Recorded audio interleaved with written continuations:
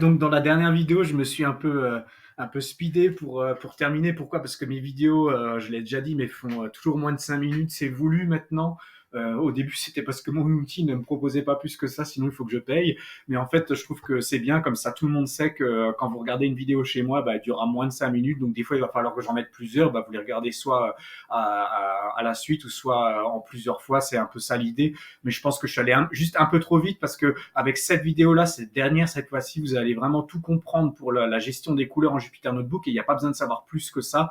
Donc, ce que je vais faire, c'est que je vais récapituler ce que j'ai expliqué avec les couleurs et ça va être beaucoup plus simple maintenant à comprendre. Je vais vous exécuter ici un tableau que j'ai récupéré, mais je vous mettrai le lien dans la description de la vidéo. Et en gros, là, ça, c'est le nom des couleurs qui sont possibles d'utiliser et c'est des noms. Alors vous mettez les majuscules ou pas, et c'est les noms qui sont, on va dire que c'est les noms qui normalement sont gérés sur tous les navigateurs web, en sachant que votre Jupyter Notebook tourne sur un navigateur web. Je ne sais pas ce que vous avez, mais si vous avez une version assez récente de Chrome ou d'autres, ou de Edge, ou que sais-je, restez sur Chrome ou Firefox, ça va fonctionner, il n'y a aucun souci si vous utilisez ces couleurs-là. Donc à la base, vous avez des couleurs que vous connaissez, hein. Là, on a le blue, mais on a des couleurs un petit peu entre les deux. Donc par exemple, là, on aurait un aqua.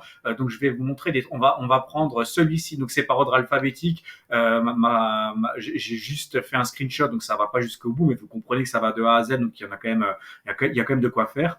Donc je vais prendre aqua par exemple, qui est un peu fluo. Donc je vais vous montrer toutes les solutions possibles pour générer cette couleur en aqua. Donc la solution, la balise HTML est toujours la même, hein. Donc on ouvre une balise span, on met style, on met color. Là je l'applique sur le titre sommaire, mais vous pouvez l'appliquer n'importe où, hein. Amusez-vous à le faire. Vous pouvez appliquer ça n'importe où et pas forcément sur un titre. Mais ça, je pense que j'avais pas besoin d'expliquer, mais je préfère le confirmer. Le span, vous l'ouvrez, vous le fermez n'importe où. Des fois, vous allez avoir des petits bugs où il va pas afficher les bonnes couleurs et tout parce que, mais vous allez comprendre l'idée. Il faut ouvrir votre span, mettre un style, couleur. Il y a d'autres choses que vous pouvez mettre dans style, mais couleur, ça suffit pour le Jupyter Notebook et vous le fermez. Si vous voulez savoir ce que vous voulez, autre chose que vous voulez mettre dans le style, bah vous demandez à votre assistant virtuel préféré ce qu'on peut faire avec du span et il y a largement de quoi faire à part de la couleur. Donc maintenant, je vais revenir sur Aqua. J'ai Aqua, j'exécute.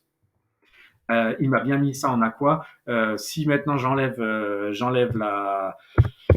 la majuscule, je vais regarder, il comprend. Donc, avec ou sans majuscule, qu'est-ce que je vous ai dit? Là, il dit XRGB. Donc, qu'est-ce qu'il veut dire par ça? Il veut dire qu'en gros, je peux lui mettre maintenant un code hexadécimal. Donc, c'est ce que je vous avais dit.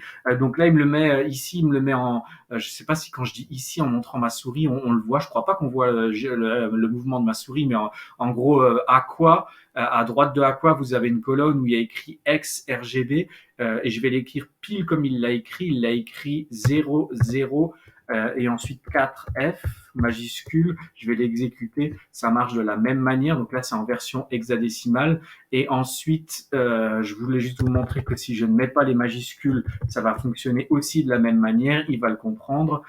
Voilà. Donc dans ces couleurs qui sont prédéfinies CSS, donc qui ont un nom, vous avez leur version toujours en hexadécimal, en RGB, mais dans d'autres choses. Donc RGB, comment ça marche? Ça marche en RGB, entre parenthèses, R pour red, comme rouge, ça veut dire la dose de rouge qu'on va lui mettre dedans. Donc pour le aqua, eh ben, on va pas lui mettre de rouge dedans.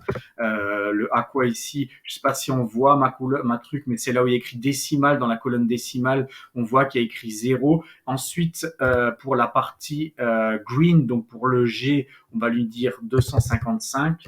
Vous pouvez mettre des espaces ou pas, ça n'a pas d'importance. Et pour la partie B qui veut dire blue, on peut lui mettre 255. Je vais l'exécuter.